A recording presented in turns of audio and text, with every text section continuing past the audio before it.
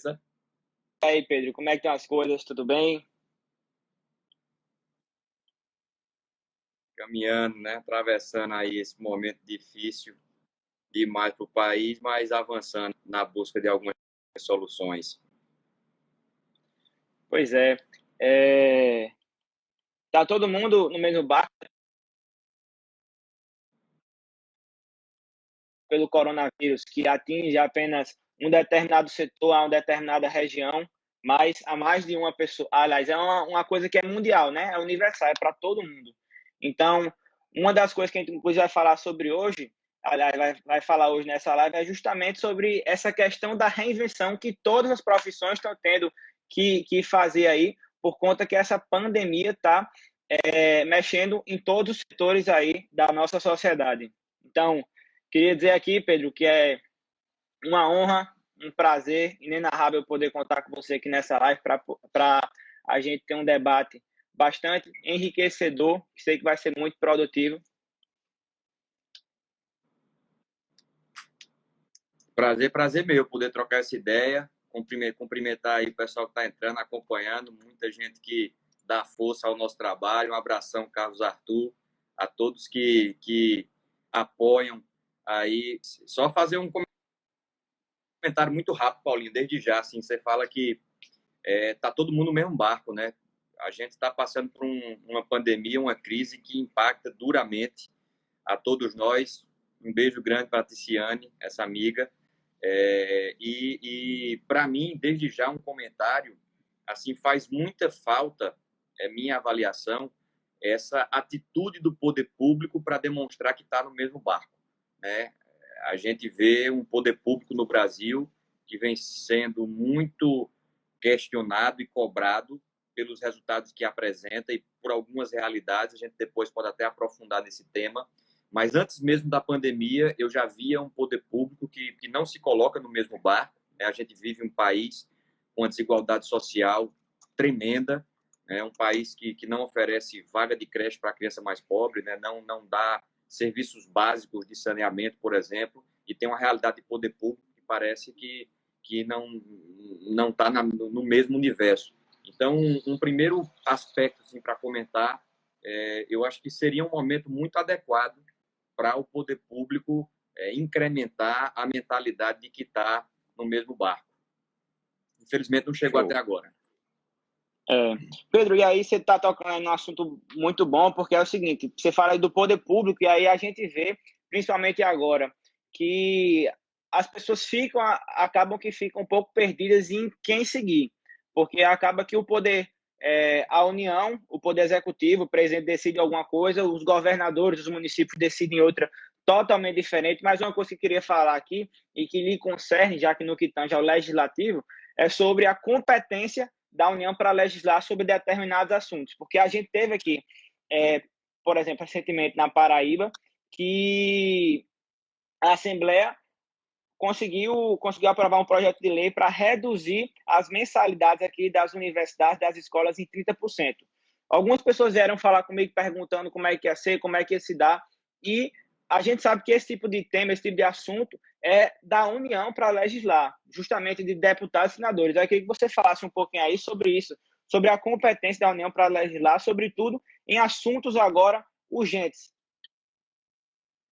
Esse é um grande complicador que a gente tem de funcionamento de poder público no Brasil, né? O Brasil, ele tem uma peculiaridade. A gente habita um país continental, então territorialmente é gigantesco o nosso país, e que por isso o poder público se desenha de uma maneira mais complexa.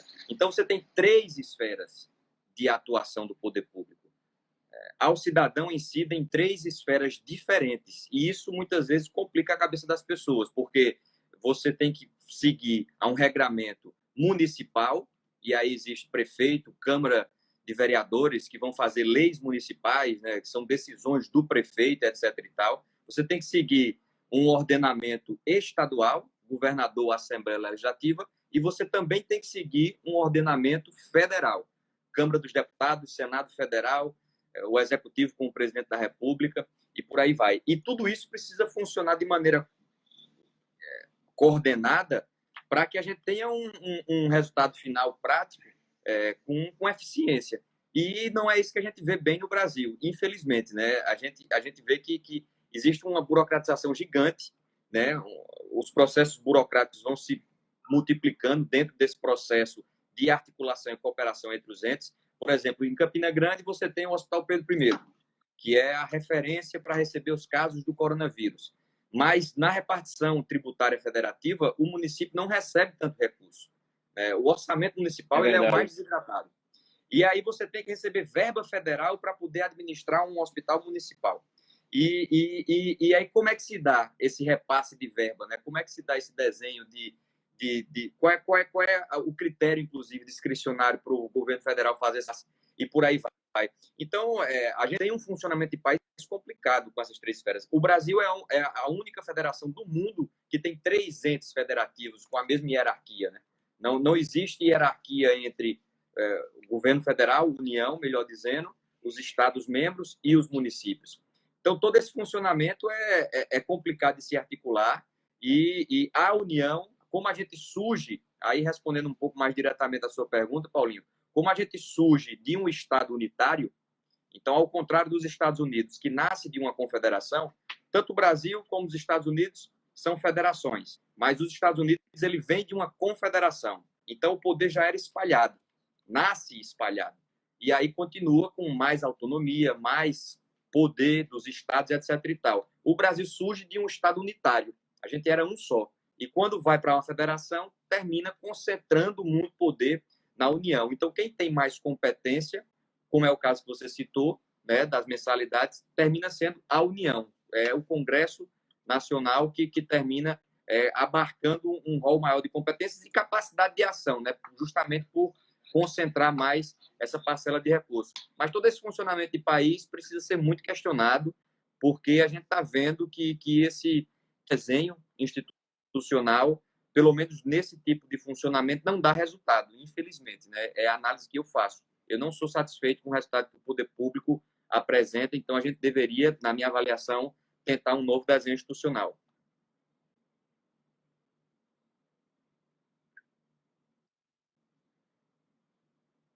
É verdade. Pedro, só mandar aqui um abraço aqui, pedir licença para o pessoal que nos acompanha também, Maiara Ramalho, Luiz Weber Neto, nosso vereador Tiago Lucena, que está aqui nos acompanhando, grande aqui, nos vereador. dando honra. Trabalho que eu admiro. Vereador. Abraço, Tiagão. 2 pessoas aí que são um norte para seguir nessa nova política que estamos aí passando, é você e ele. Valeu, Paulinho. E aí, Pedro, Tiago também está falando um projeto aqui agora, aliás, sobre a retomada econômica que a gente precisa ter.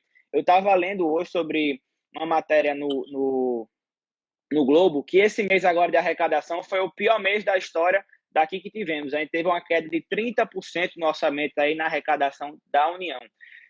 Mês passado arrecadamos cerca de 101 bilhões e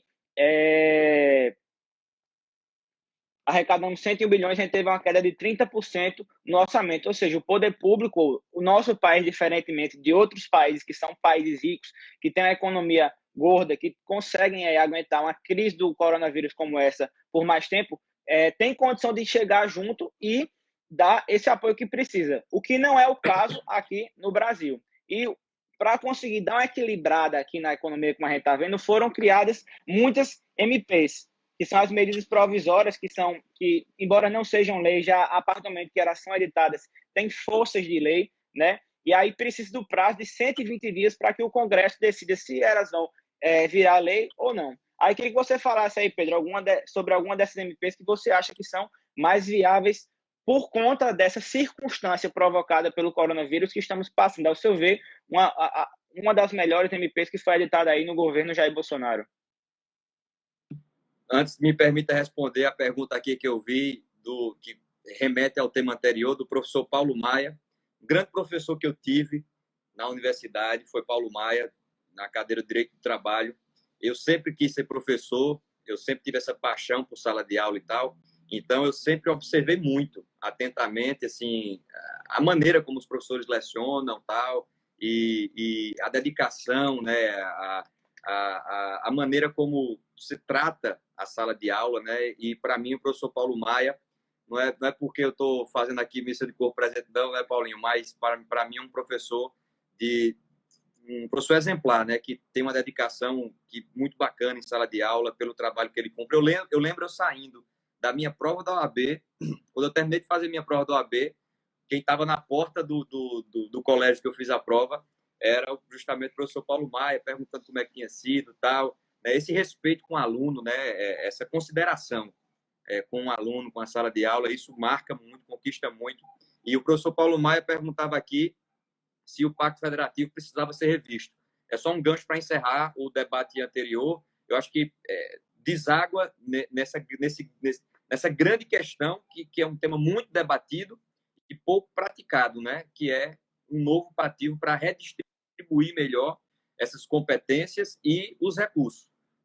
Um dos principais problemas do Brasil, para mim, é a concentração de recursos na União. A gente funcionaria melhor, na minha visão, descentralizando. Mas em relação a poder público, recuperação da economia, medidas provisórias, que é a maneira que o Brasil encontra de governar, justamente para tentar ter mais agilidade, eu vejo que essa enxurrada de medidas provisórias é justamente a necessidade que o poder público tem de dar respostas mais rápidas e a incapacidade do rito ordinário acompanhar essa exigência. Então, isso também é natural da democracia. A democracia ela não foi feita para dar as respostas rápidas. A democracia ela se desenha para processar debates e escutar todo mundo e reavaliar perspectivas e etc. e tal. Então, o poder público, nesse primeiro eixo da pergunta, em relação à economia, eu acho que faz muito bem a gente ter uma compreensão de que o poder público, infelizmente, muitas vezes atrapalha demais o crescimento econômico do país. E eu digo isso sem desrespeitar o poder público, faço parte do poder público, respeito os servidores e etc. e tal, e sei da necessidade, né, de um bom funcionamento do Estado Democrático de Direito. É só um diagnóstico que eu faço. Eu acho que o poder público, da maneira como funciona, infelizmente, não só não ajuda, mas como também atrapalha. Então, se a gente tiver um modelo de país que o poder público deixe de ser um entrave para o empreendedorismo, né, seja na sua carga tributária, seja nos processos burocráticos, né, de fiscalização e necessidade de estar em dia com o poder público, isso tem um custo muito grande. É claro que o poder público tem que cumprir o seu papel, mas tem que avaliar também esse custo e tal. Então, se o poder público no Brasil começar a girar essa chave para entender que, dependendo da maneira como que ele atua, ele emperra o crescimento do país, e isso reverte no próprio, assim, o poder público e iniciativa privada, no final das contas, é um país só, é uma nação só. Então, se uma coisa vai mal, a outra também tende a ter dificuldade. Então, se a gente botar na cabeça, né, o poder público de modo geral, que a gente tem que ser parceiro da iniciativa privada, que antes de qualquer coisa a gente tem que tentar ajudar, a gente tem que tentar não atrapalhar. Só isso aí já traria um ambiente de recuperação econômica. Em relação à medida provisória, bem rapidamente, a que eu reputo com maior alcance, pelo momento, é a da suspensão do contrato de trabalho. Uma ação do governo que chega junto para amenizar esse impacto. Você tem empresas que deixam de faturar e uma empresa que deixa de faturar não consegue pagar a sua folha.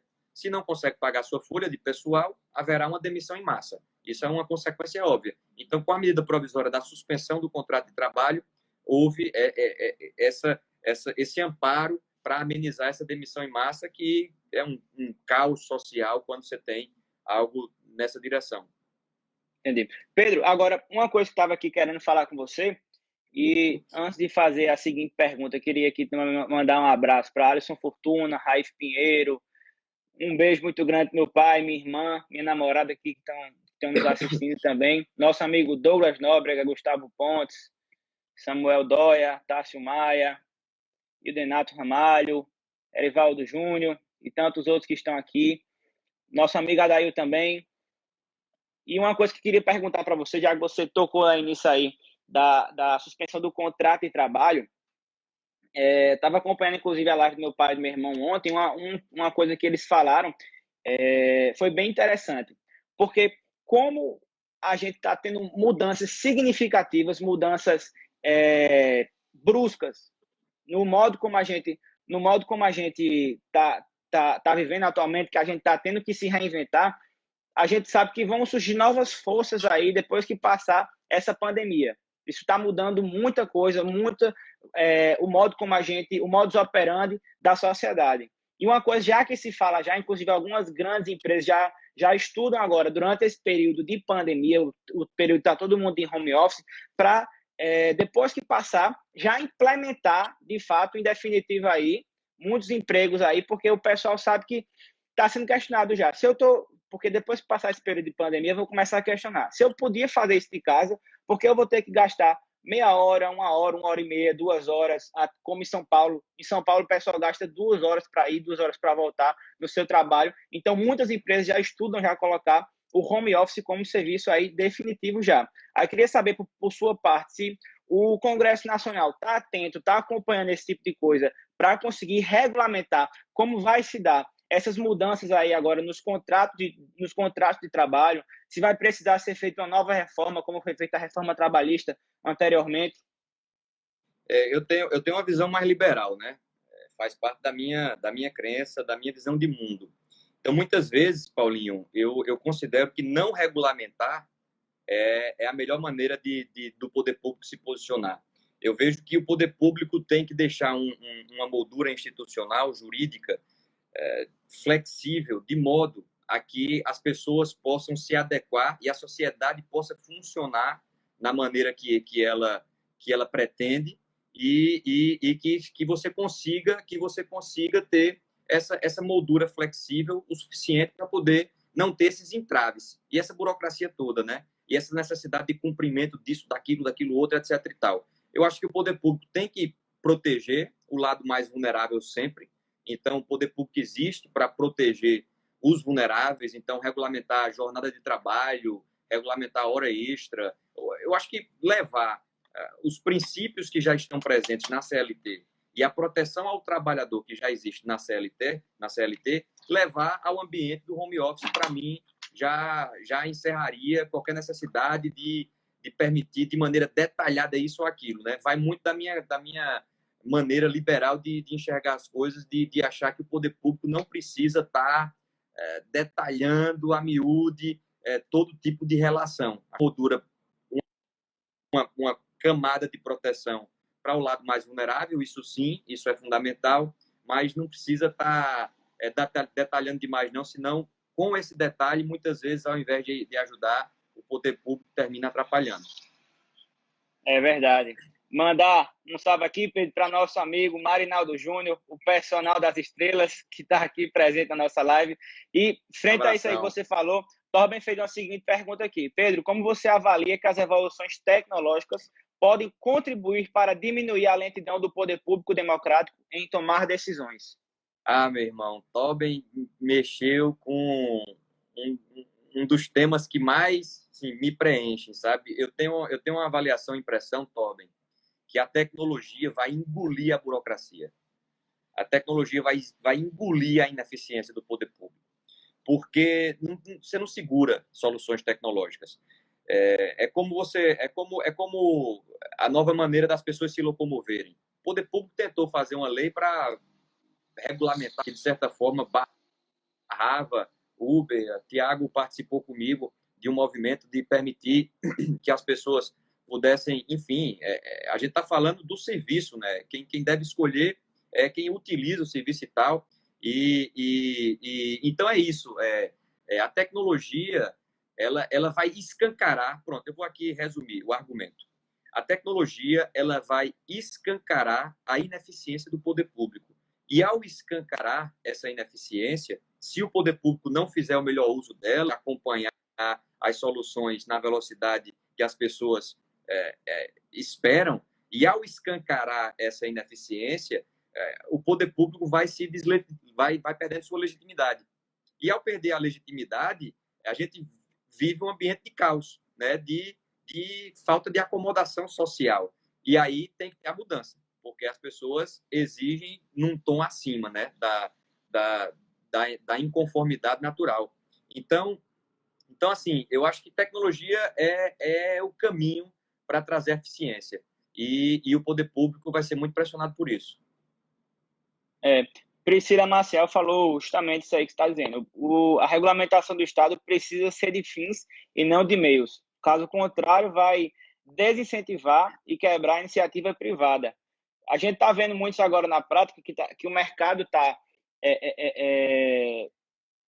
se desequilibrando, porque justamente o poder público, eu acho que, na minha visão, precisaria chegar mais junto, principalmente daquelas pequenas empresas, dos microempreendedores.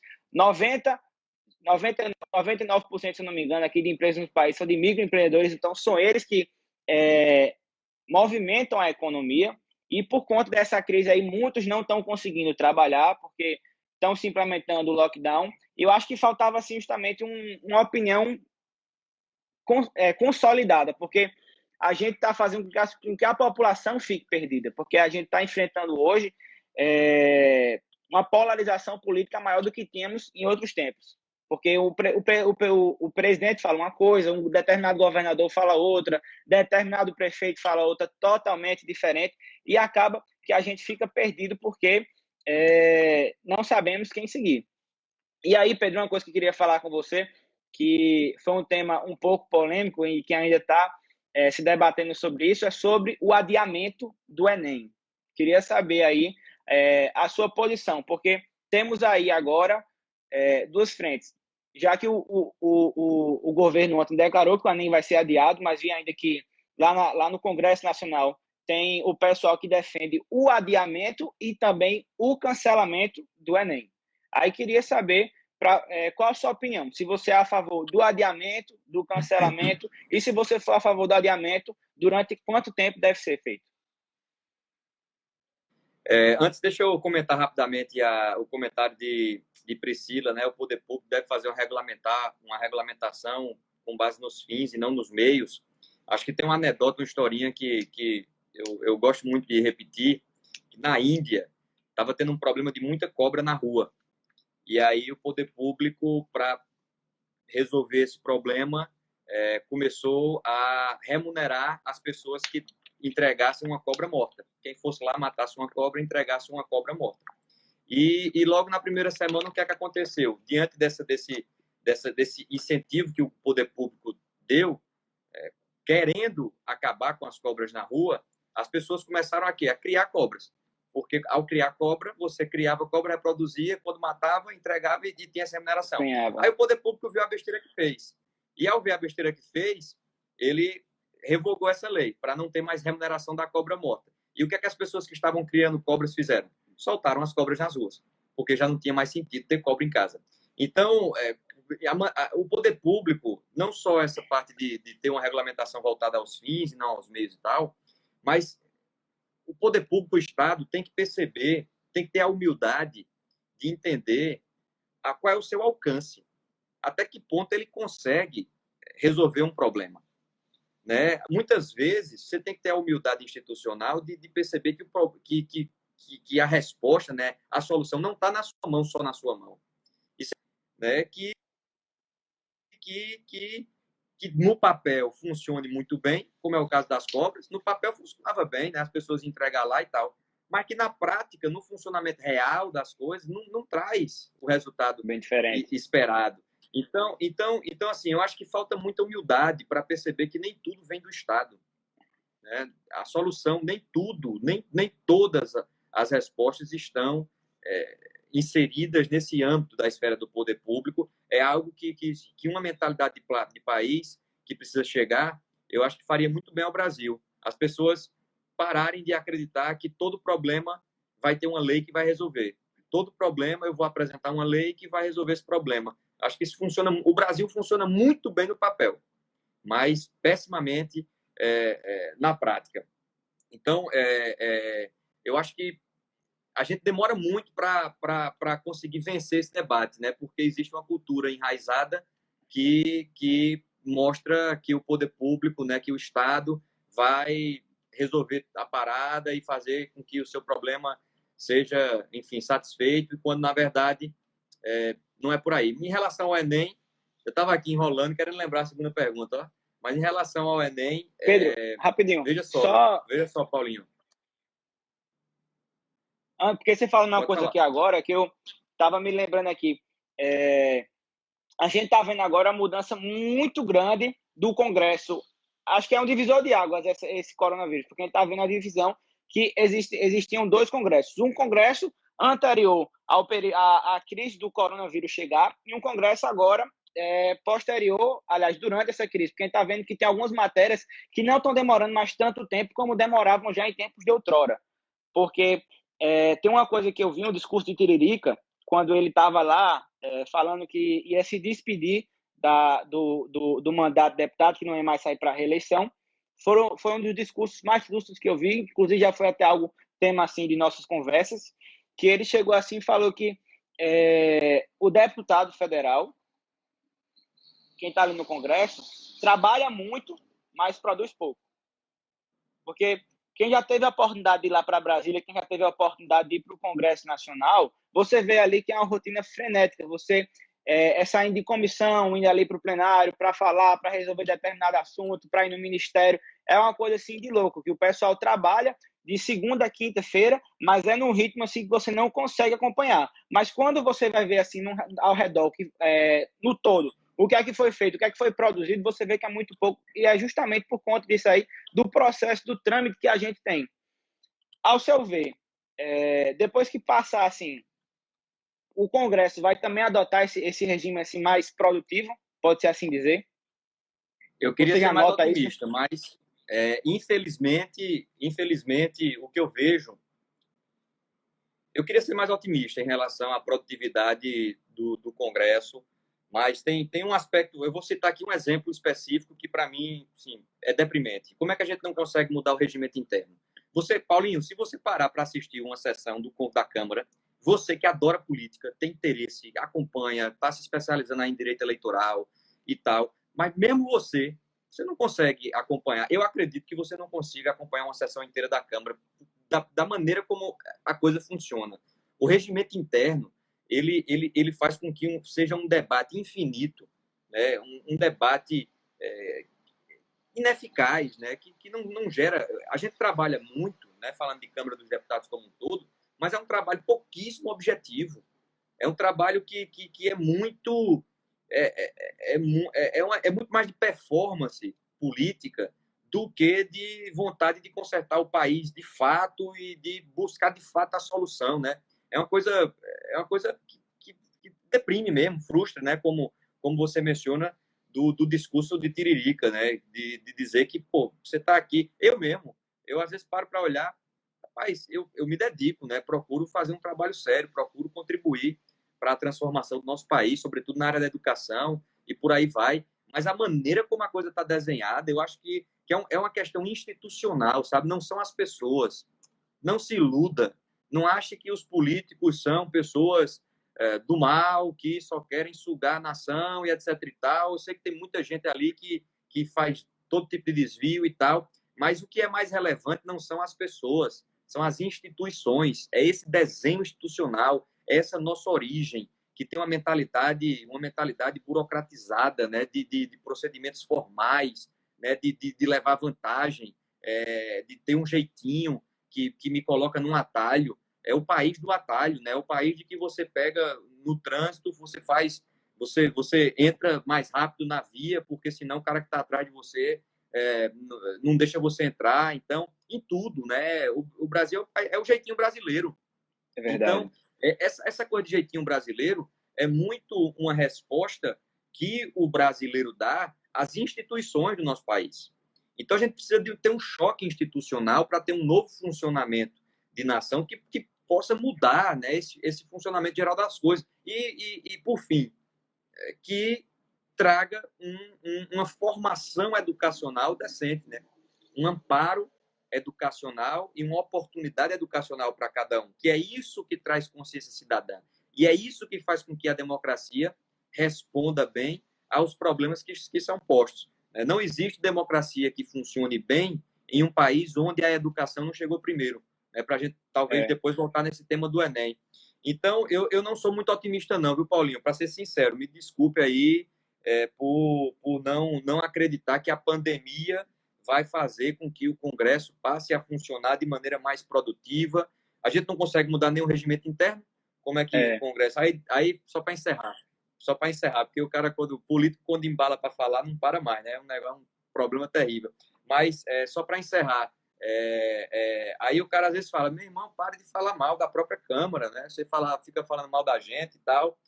Meu amigo, não tem como. Sim, não é prazer, não é por ter prazer de falar mal da Câmara, não. É por ser franco, né? Ser sincero.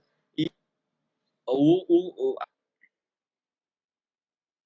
o sentimento das pessoas. As pessoas sabem que a Câmara não produz bem e a gente tem a obrigação de se conectar com esse sentimento. Pedro, aqui uma pergunta que dá um pouco nisso aí do nicho que você acabou de dizer, mas vai um pouco em contrário à sua linha de pensamento. Uma das afirmações feitas é que o modelo de Estado mínimo ficou fragilizado agora nessa atual pandemia aí que a gente está vivenciando, onde o Estado brasileiro teve que assumir um certo protagonismo aí no socorro, tanto às pessoas como também às empresas. Aí você vê esse cenário conjuntural, você vê isso apenas num cenário conjuntural? Acho que tem uma confusão nesse negócio de Estado mínimo e presença do Estado e cumprimento de obrigações públicas. Existe uma diferença entre privado e estatal. Uma escola, eu acho que o que é para trazer aqui o argumento de trás para frente. O que a gente quer enquanto sociedade, em termos de educação pública, é que uma criança que nasce numa família que não tem condições de pagar uma escola, uma mensalidade e tal, tenha uma vaga em uma escola que traga um serviço de qualidade, que tenha um bom professor, que tenha uma boa merenda, que esteja uma estrutura adequada, com as ferramentas necessárias para ela tocar o seu projeto de vida e receber essa escolaridade, por aí vai. Essa escola não precisa ser do Estado. Essa escola não precisa ser do poder público em sua gerência. Eu só preciso que essa vaga seja gratuita. Então, se a vaga é gratuita e se o serviço é de qualidade, para mim está resolvido. Se não tem, tá dando risada aí, Paulinho. Então, só vi uns comentários aqui engraçados, mas pode falar. Então, para mim, está resolvido. Então, essa coisa de Estado mínimo, ele não tem sensibilidade social, porque o Estado mínimo não está nem aí para a situação das pessoas que estão na periferia, esse é o argumento. Isso, na minha visão, é uma falácia, porque eu posso ter um Estado mínimo, menor, que tem uma escola, uma parceria com uma escola privada, por exemplo, que remunera aquela escola privada para oferecer a vaga pública para aquelas crianças que não têm como pagar, e por aí vai. Então, essa coisa de Estado mínimo e presença do Estado, para mim, precariza o debate, porque traz a ideia de que a gente tem que ter servidores públicos para poder oferecer serviços públicos. Isso não é bem assim. A gente tem hoje novas soluções que faz com que a gente possa ter um serviço público prestado por pessoas que não necessariamente estão fazendo parte do poder público. Pedro, aí já para a gente ir aí para esse assunto que era para a gente ter entrado já e que está sendo um tanto quanto polêmico, é sobre isso aí do adiamento do Enem. Primeiro, se você é a favor do cancelamento ou do adiamento. Se for a favor do adiamento, em quanto tempo você acha que o Enem deve ser adiado? Porque está um debate um pouco acalorado, porque tem algumas pessoas que acham, aliás, temos 3 opiniões aí. O pessoal que acha que deve-se adiar o Enem, umas que acham que se deve cancelar, e o pessoal que acha que deve manter do mesmo jeito. E aí temos Vai, posso falar. Eu sou favorável ao adiamento do Enem por uma razão simples. Sim. Com a pandemia, você tem muito estudante sem internet, sem livro. Como é que esse estudante estuda? Eu sei que tem alunos que estão recebendo videoaulas, que conseguem estudar pelos livros e que tá tendo uma condição de dar sequência, muito embora não da melhor forma possível, mas consegue estudar. Mas existe uma realidade de estudantes, né, que não conseguem, não tem a menor condição. Então, tem que adiar. E aí a segunda pergunta, né, para quando? O governo colocou aqui um prazo máximo de 60 dias. Eu até conversava com um professor que se engajou nessa causa de adiamento do Enem, o professor Darlan, de matemática, e ele falava que esse prazo de 60 dias, na visão dele, era razoável, porque se imaginava que ia voltar 1º de junho, as aulas presenciais. Eu não acredito que vai voltar 1º de junho. Então, aí é onde entra essa questão de quando fazer o Enem. Quando vão voltar as aulas? Essa é a pergunta.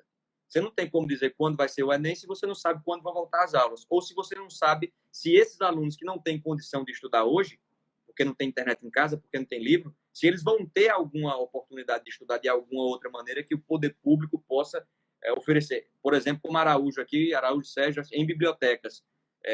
Quais escolas têm bibliotecas? Então, você pegar do município do interior da...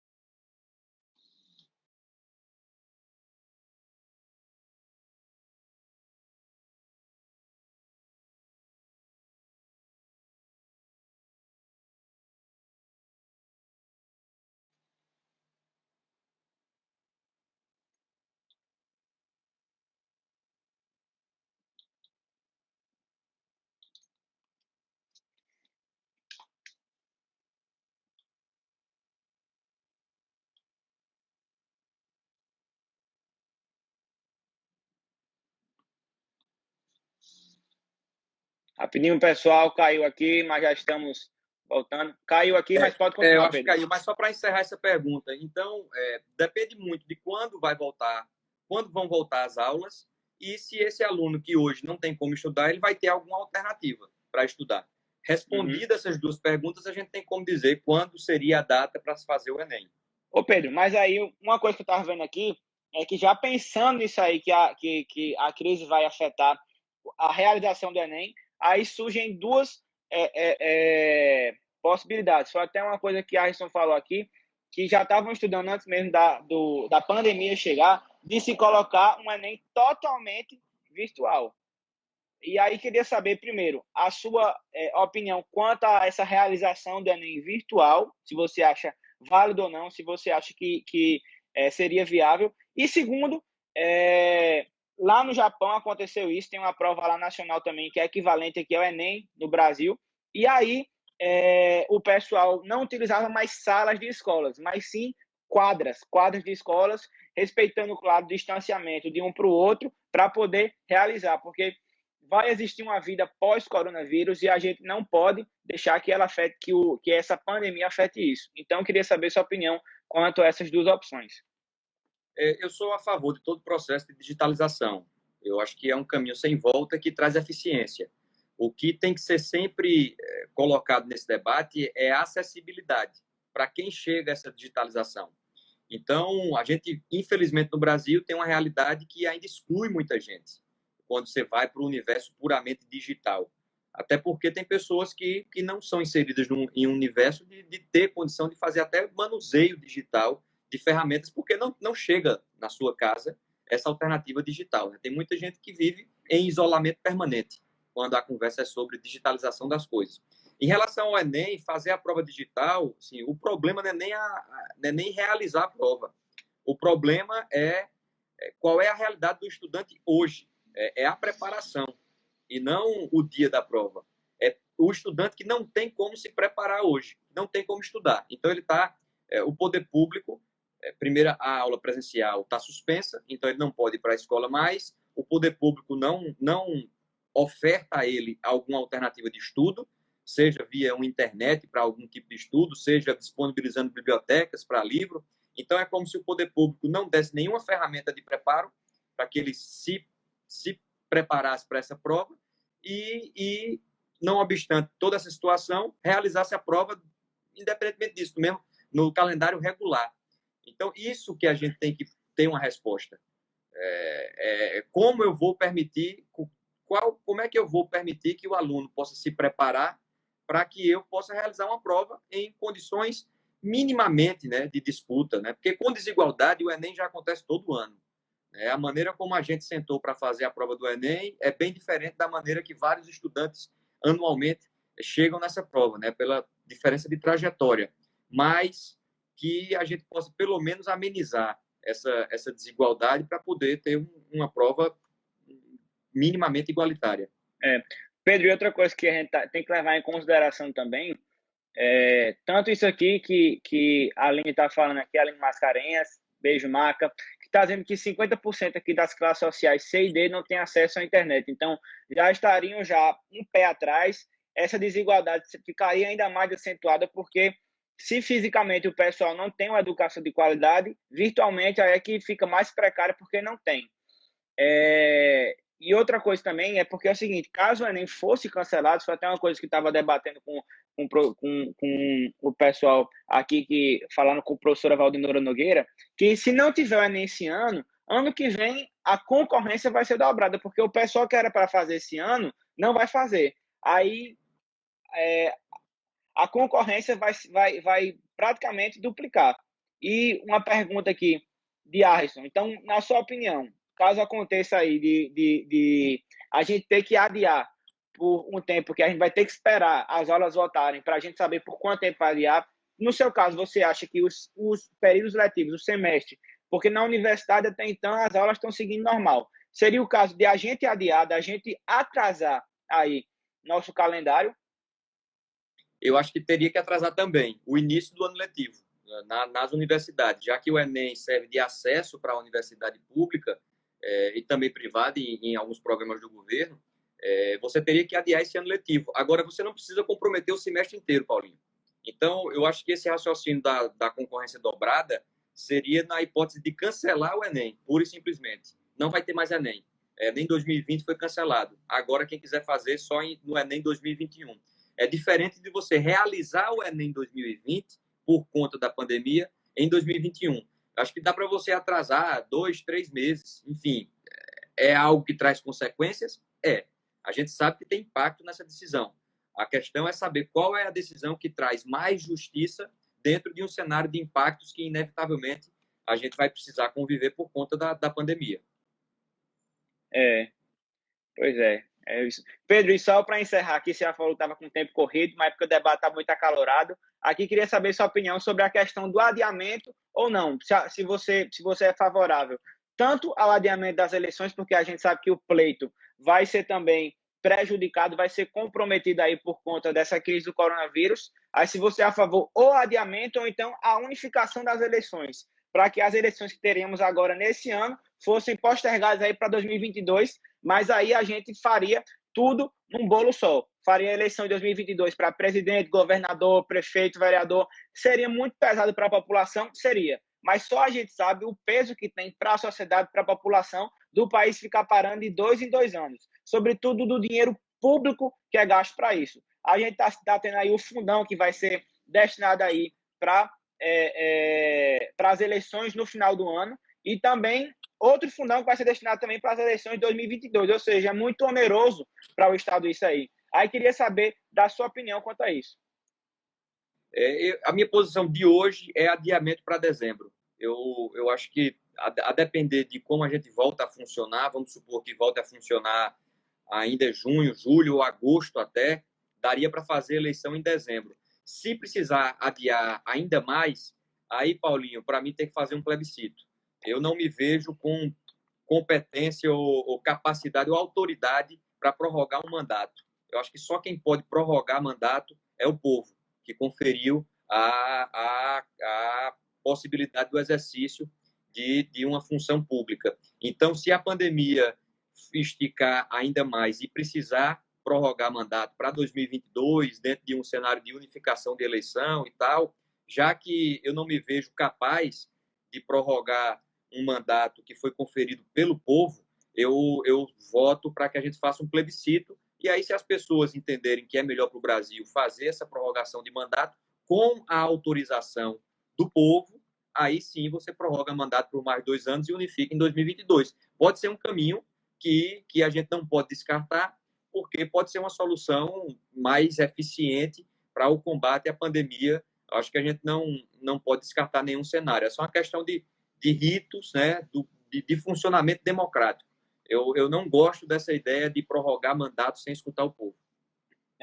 Então é isso aí, concordo demais com tudo que você falou, porque a gente está nesse debate aí agora, tanto do adiamento do Enem, como também do adiamento das eleições, porque muita gente acaba se esquecendo aí que por conta dessa pandemia, por conta dessa crise do coronavírus, esse ano 2020 ainda é um ano de eleição. Muita gente esquece que no final do ano vão ter eleições para prefeitos e para vereadores. Então, como você já falou, Pedro, que está com o tempo corrido aí, queria agradecer você por ter feito parte aí desse debate. Tenho certeza que o pessoal achou também muito enriquecedor.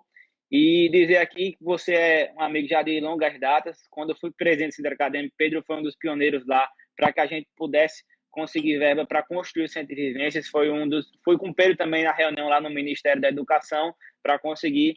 Então, a gente se conhece já de algum tempo e compactua muito de muito pensamento. Então, Pedro, muito obrigado por tudo aí, viu? Valeu, Paulinho. Prazer grande trocar essa ideia com você. Você que, para mim, é um exemplo de cidadania, né, de interesse público, né, de vontade de fiscalizar, de acompanhar, de deixar a sua contribuição. Fiquei muito feliz quando você fez esse convite, né, promovendo essa conversa para poder falar sobre o nosso país e tentar construir em conjunto a solução, né, o caminho que demora tanto a chegar aqui. Eu gosto sempre de citar uma frase de Obama, que ele fala que na democracia o principal agente não é o governador, o presidente, o deputado ou o senador. Né? O principal e mais importante agente de uma democracia é o cidadão, né? Ativo, fiscalizando, cumprindo o seu papel e com critério. Né? Então, para mim, você cumpre esse papel, Paulinho. Então, foi um